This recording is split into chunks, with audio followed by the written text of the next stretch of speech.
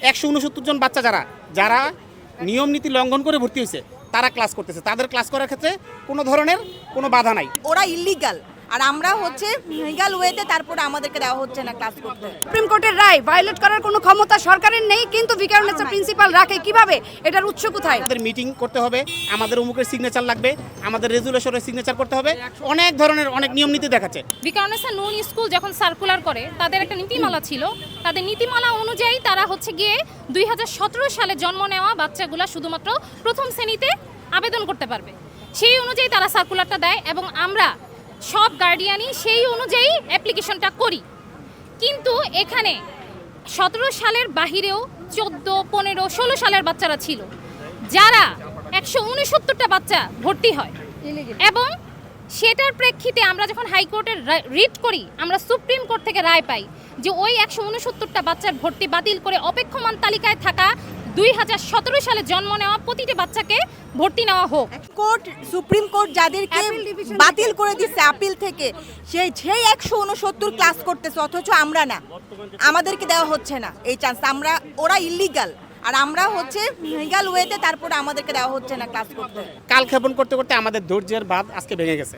আমরা আজকের মধ্যেই আমাদেরকে ভর্তি নিতে হবে, কারণ আমাদের ভর্তি নিতে আইনগত এবং অফিস ওয়ার্ক কোনো কিছু বাকি নাই। ওনারা জাস্ট একটা সিম্পল ডিসিশন নিলে আজকে ভর্তি করতে পারে, অথচ 169 জন বাচ্চা যারা নিয়ম নীতি লঙ্ঘন করে ভর্তি হয়েছে তারা ক্লাস করতেছে। তাদের ক্লাস করার ক্ষেত্রে কোনো ধরনের কোনো বাধা নাই। লিগ্যাল অ্যাডমিশনের বাচ্চাগুলোকে এখান থেকে ভর্তি না করিয়ে আমরা এখান থেকে যাব না। আমরা এখানে আজকে অবস্থান কর্মসূচি পালন করব। ভিকারুননিসা প্রিন্সিপাল অবিলম্বে আজকে আমাদের বাচ্চাদেরকে অ্যাডমিশন করিয়ে কালকের মধ্যে যেন ক্লাস করায়, সেটা নিশ্চিত করে আমরা এখান থেকে যাব। সেটা আজকে তারা হচ্ছে যেগুলো সুপ্রিম কোর্টের রায় ভায়োলেট করার কোনো ক্ষমতা সরকারের নেই, কিন্তু ভিকারুননিসা প্রিন্সিপাল রাখে কিভাবে? এটার উৎস কোথায়? এবং রিটের রায়ে স্পষ্ট লেখা আছে 6+ হতে হবে, এবং আন্তর্জাতিক মানদণ্ডে 6+ মানে 6+ মানে কখনোই 7, 8, 9, 10 না। সেখানে সুপ্রিম কোর্টের রায়কে ভায়োলেট করে স্কুল কর্তৃপক্ষ স্টিল ওই 169 জন বাচ্চাকে ক্লাস করাচ্ছেন। এবং আমাদের থেকে যখন সুপ্রিম কোর্টের রায় দেওয়া হয়, রায়ে যখন বলা হয় যে 15 দিনের মধ্যে ভর্তি সম্পন্ন করা হবে অপেক্ষমান তালিকা থেকে, সেখানে 15 দিন তো দূরে থাক, 2 মাস পরে আমাদেরকে সার্কুলার দেয়। অথচ আমরা আমাদের ন্যায্য দাবিটা উত্থাপন করলেই ওনারা বলতেছে আমাদের মিটিং করতে হবে, আমাদের অমুকের সিগনেচার লাগবে, আমাদের রেজুলেশনের সিগনেচার করতে হবে, অনেক ধরনের অনেক নিয়ম নীতি দেখাচ্ছে। অথচ যারা নিয়ম বহির্ভূত তারা অলরেডি ক্লাস করতেছে। তো আমরা আজকে যতক্ষণই লাগুক, আমরা আজকে আমাদের SMS আসতে হবে এবং আমাদের ভর্তি সম্পূর্ণ আজকে করতে হবে। মাউসি কিভাবে পারে? মাউসি তারা প্রজ্ঞাপন দিয়ে তাদের প্রজ্ঞাপন ভায়োলেট করার মতো ক্ষমতা মাউসির কিভাবে হয়?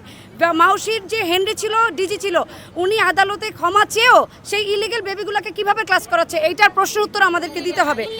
ইলিগেল অ্যাডমিশনের বেবিগুলো প্লাস আমাদের বাচ্চাগুলো লিগেল হয়েও উইদিন 15 ডেজের মধ্যে আমাদেরকে ভর্তির নির্দেশনা দেওয়ার পরেও আজকে 2.5 মাস ধরে আমরা এই স্কুলের গেট পর্যন্ত আসি, বারবার আসি, আমাদেরকে দেখা করতে দেওয়া হচ্ছে না, আমাদের বাচ্চাদেরকে ক্লাসে বসতে দেওয়া হচ্ছে না। কারণটা কি? আমাদের বাচ্চাদের ভবিষ্যৎ ভিকারুননিসা প্রিন্সিপাল, ভিকারুননিসা কর্তৃপক্ষ, মাউসি আর এটার সাথে সংশ্লিষ্ট যারা আছে সকলে জড়িত। সার্কুলারের প্রেক্ষিতে আমরা কাগজপত্র, এভিডেন্স যা কিছু দরকার, বাচ্চাদের জন্ম নিবন্ধন সমস্ত কিছু আমরা জমা দিই। জমা দেওয়ার পরে এই আজকে পর্যন্ত 2 মাসের অধিক সময় অতিবাহিত হয়। আমরা ডিসির সাথে দেখা করি, ডিসি সাহেব আমাদের সাথে মিটিং করেন, সে আমাদেরকে আশ্বস্ত করেন যে আমরা 2 দিনের মধ্যে আপনাদেরকে একটি সুফল দিচ্ছি। প্রিন্সিপাল আপা আমাদেরকে আশ্বস্ত করেন যে রবিবারের মধ্যে আপনাদেরকে আমরা একটি সুখবর দিব। আমাদের বাচ্চারা যখন কিনা কাগজপত্র আমরা জমা দিই, আগের স্কুল থেকে টিসি নিয়ে বাসায় বসে আছে, কারণ ভর্তি অলমোস্ট কমপ্লিট, শুধুমাত্র টাকা জমা দেওয়ার ফর্মালিটিসটা বাকি।